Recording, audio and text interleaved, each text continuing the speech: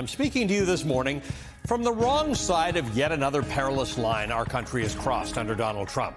Today, we're all waking up in a country headed by a president who, when faced with empirical data that he doesn't like, will fire the government official who collected it. Yesterday, we all got some bad news, an alarmingly bad monthly employment report that revealed a far more fragile jobs market than we thought we had.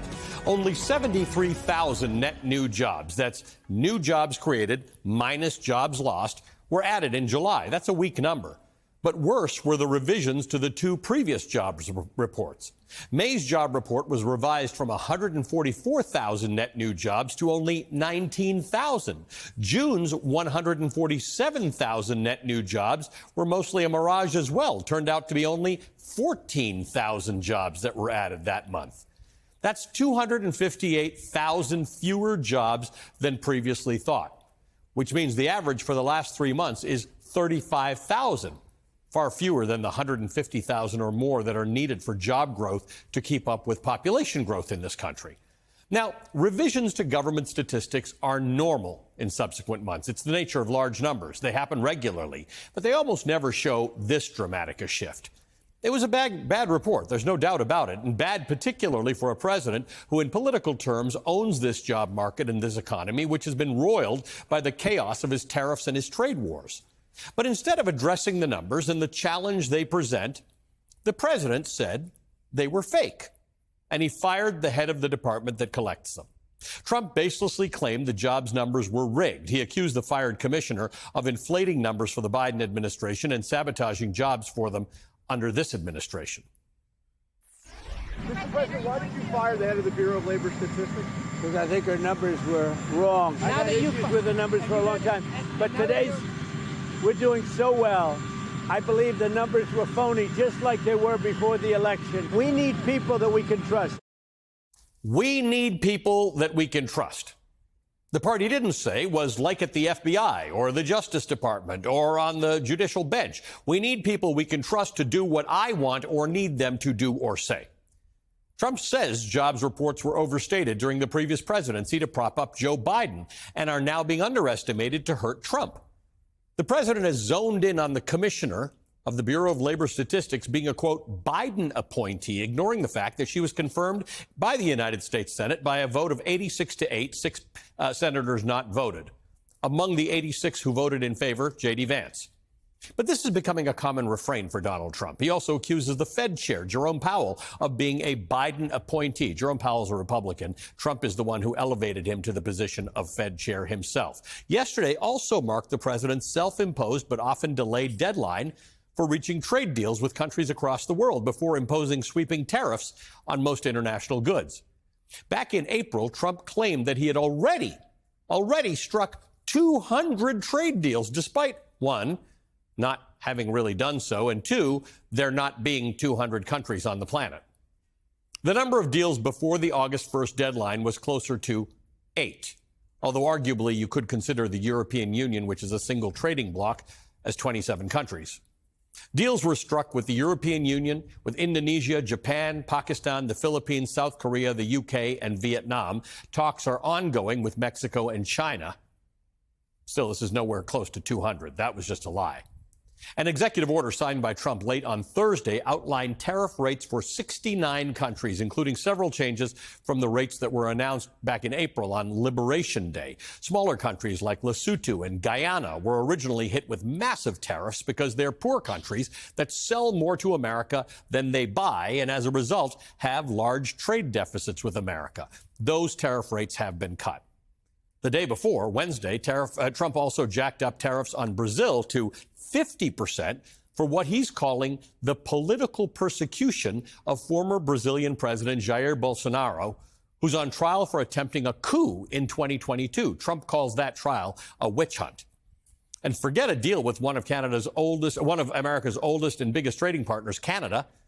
The White House is upping the ante on our neighbor to the north, announcing a 35% tariff on Canadian goods, up from 25%.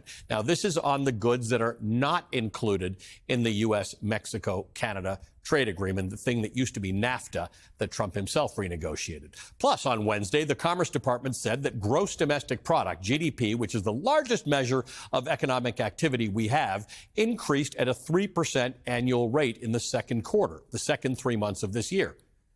Now, lots and lots of journalists jumped on that exciting top-line number, one that seems far more impressive than the first quarter's GDP increase, which was just 0.5%. But if some of those journalists had taken about 45 seconds to look under that shiny hood, they'd have found a far less impressive rebound than it initially seemed. Here's why. That upward swing in GDP growth came from a massive and fully expected decline in imports, after a massive and fully expected increase in imports in the first quarter in anticipation of tariffs. So lots of money left our economy to bring goods in before the first tariff deadlines in April. And when imports sharply dropped, the smaller resulting trade deficit boosted the GDP growth figure. That's not so much evidence of economic prosperity as it is the result of a math equation and how GDP is calculated.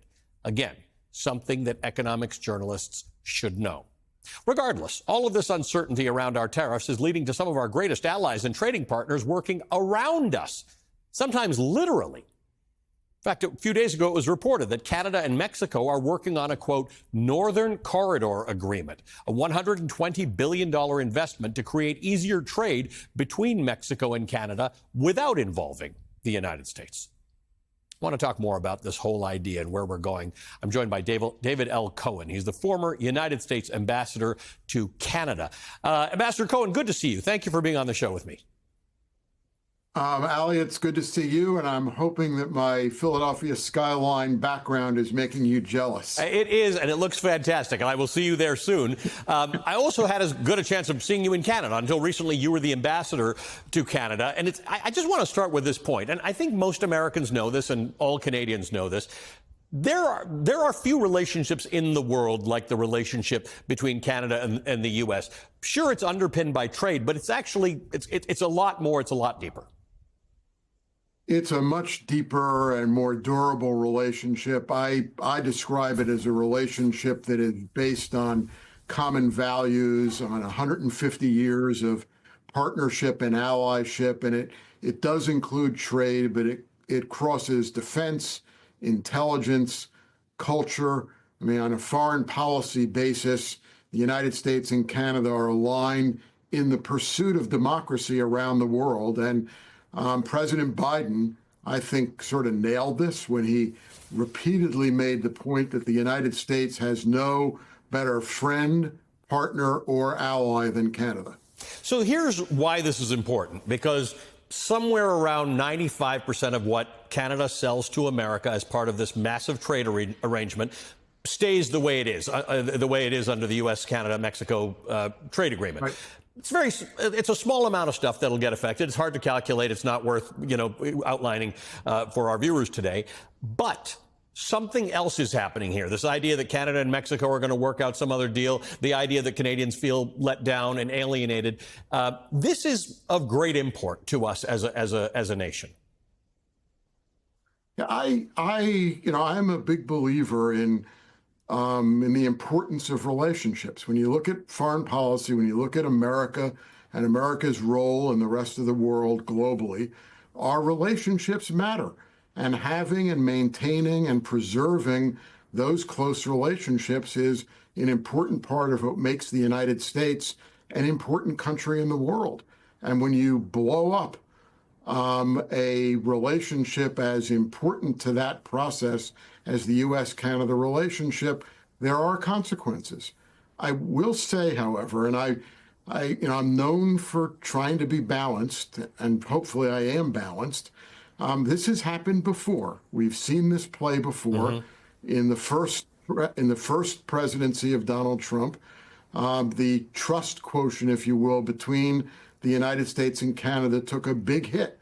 And it was a major priority of President Biden and of me as the United States ambassador to Canada to rebuild that trust. And the polling that tracks this U.S.-Canada relationship demonstrated a precipitous drop in the U.S.-Canada relationship from the end of the Obama administration to the beginning of the Biden administration, but a substantial recovery in the relationship during the Biden administration, and now another precipitous drop in the administration. So I'm not in the camp that all is lost, that we can't bring this back. Hey, look, I'll take that. It may require different leadership right. In the United States to be able to make that to happen. And this one is a little different than the first Trump administration because it seems more personal. And I, as you, still talk to a lot of Canadians, you know, not as a journalist, and me not as a former diplomat, but as a friend. And we've hurt the Canadians. We've disrespected them and we've hurt them. And it takes more to be able to build back a relationship when you've undercut the underpinnings of the relationship.